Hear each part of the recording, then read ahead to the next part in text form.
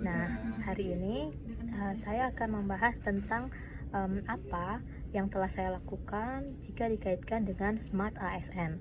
Nah, untuk S-nya yaitu saya mampu memberikan solusi yang berbasis data dan inovasi pada setiap tugas yang diberikan, karena setiap data ataupun tugas yang diberikan oleh atasan saya itu perlu dicari dulu, juknisnya perlu dicari dulu, sumber datanya, lalu perlu diolah dulu datanya hingga menjadi final result seperti laporan mingguan ataupun laporan lainnya.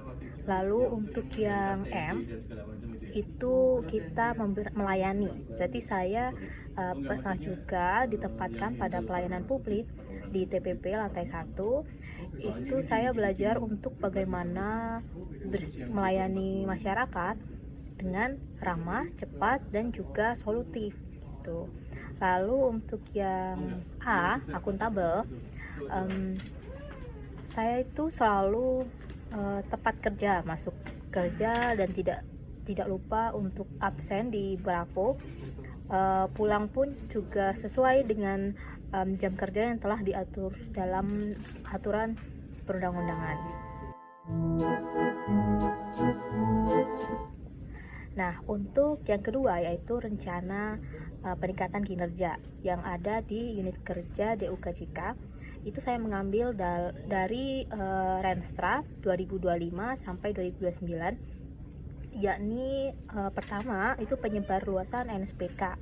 Nah, NSPK di bidang jasa usaha konstruksi ini yang sedang digarap di unit kerja saya yaitu turunan dari PP 28 tahun 2025. Nah, itu bisa penyebar luasannya bisa dalam berbagai bentuk, forum, misalnya juga bisa dari daring maupun luring ya. Nah, kita juga bisa menggunakan sosial media sebagai media komunikasi kita untuk menyebarluaskan nanti rapermen yang sudah disahkan gitu. Lalu yang kedua bisa menggunakan pengembangan aplikasi AUJK yang sekarang sedang digunakan, namun karena pengawasannya namun karena feedback dari badan usahanya masih kecil. Nah, ini kita ingin untuk meningkatkan partisipasi dari badan usaha tersebut dengan pengembangan aplikasi ini agar lebih mudah juga untuk memasukkan laporannya. Lalu kita juga akan mengadakan fasilitasi dan pendampingan dalam pengisian kinerja untuk laporan tahunan ini. Dan yang terakhir itu kita ingin melakukan penguatan tim layanan publik dalam rangka fasilitasi dan pembinaan usaha badan jasa konstruksi.